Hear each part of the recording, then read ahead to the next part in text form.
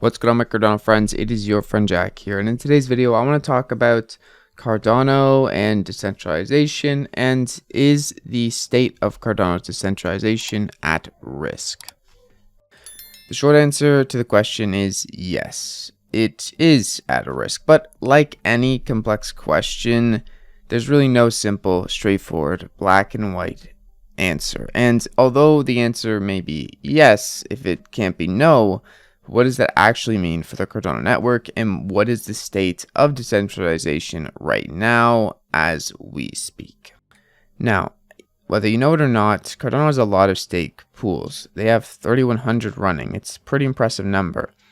However, even with so many stake pools running and the cost to run a node on Cardano being so cheap, so inexpensive, and energy inexpensive, it still doesn't really matter too much, as many of the parameters and features of the Cardano blockchain are a bit outdated and broken. What do I mean by this? Well, essentially, Cardano has block production like any other blockchain. And of these 3,100 pools that we have on Cardano, basically a very, very small fraction of them actually produce blocks and, include transactions on chain. Now, in this video, I don't really have a fix. There are a lot of fixes going around. There's two major issues, one of which I just mentioned, that block production is somewhat centralized, still not as centralized as other protocols like Bitcoin and Cardano and Ethereum, but it is getting more centralized and we have to do something about it.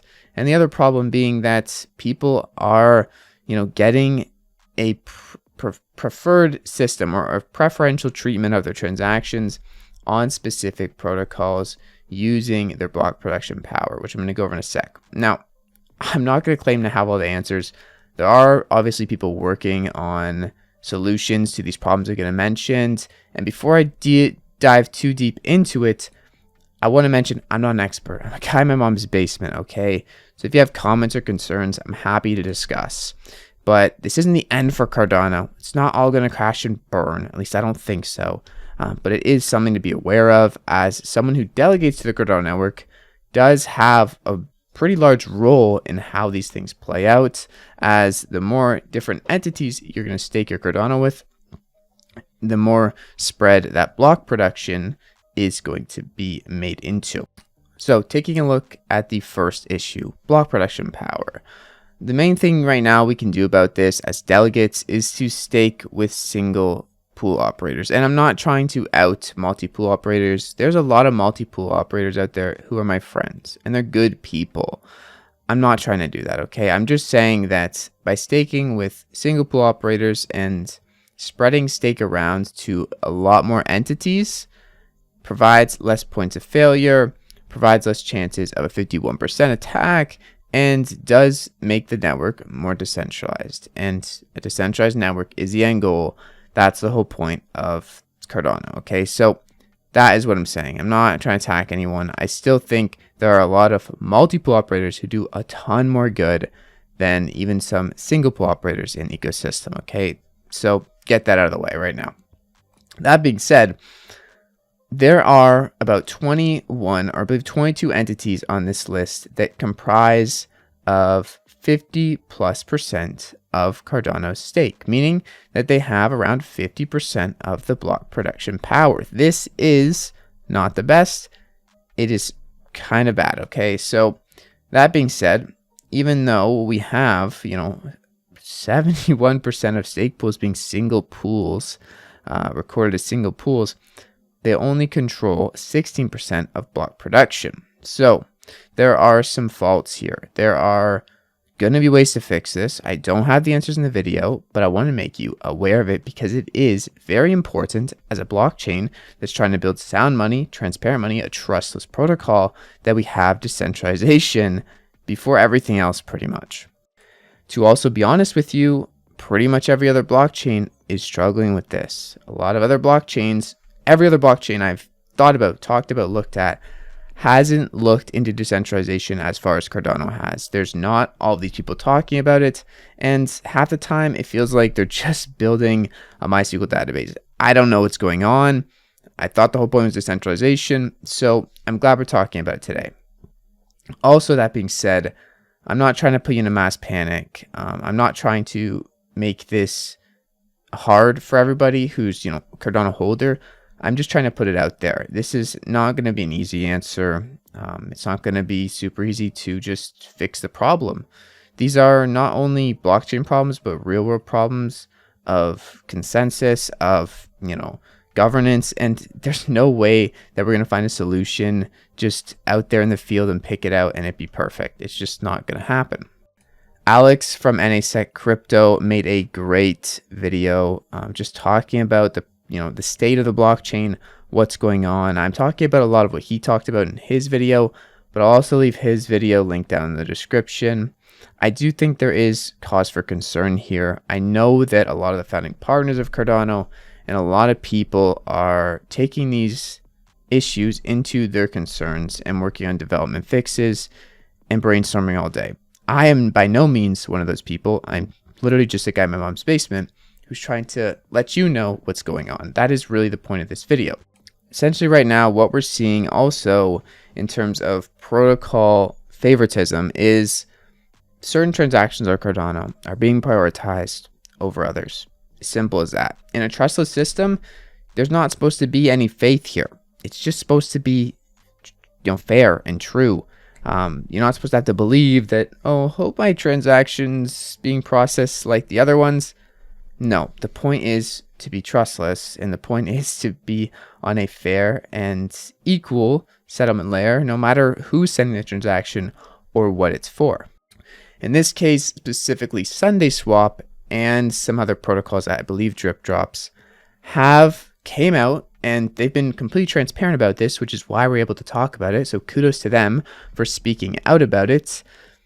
There has been going on basically someone or people who control a lot of the block production power can say, hey, look at me. I am not going to process these transactions that are coming into me in my mempool.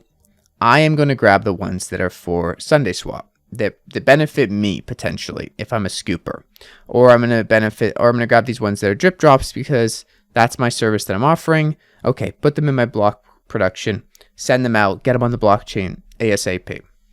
That is essentially a very, very nuanced version of what has been happening. I'm not trying to point fingers and blame people. I think there is a base layer protocol design flaw, or, an obstacle we're going to have to overcome here on the base layer of the protocol.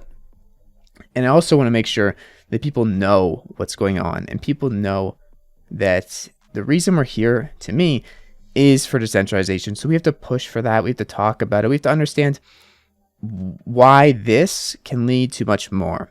This opens a Pandora's box of sorts for people to come in and pay off the 22 entities that control 50% of Cardano's stake or block production power, or incentivize them to favor their protocol, right? Maybe they are not SundaeSwap. Maybe they are a centralized exchange, and they are going to get stake pool operators on their side to basically put their transactions for their exchange absolutely first priority inside of their exchange, which it's just not right? It's not decentralized, and that's why we're trying to fight things like this.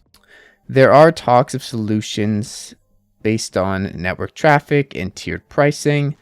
I'll leave this article linked down below, but to be honest, there's also articles back in October that outlined this happening, okay, from IOHK. There are things that have been going on, and everyone may not have seen this coming, but a lot of people did. So where we're at right now is not necessarily mass panic, but it is something as a cause for concern.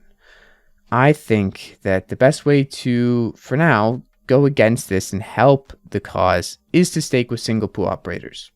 Maybe I'm wrong, okay? That's what I think. Obviously, I have a single stake pool.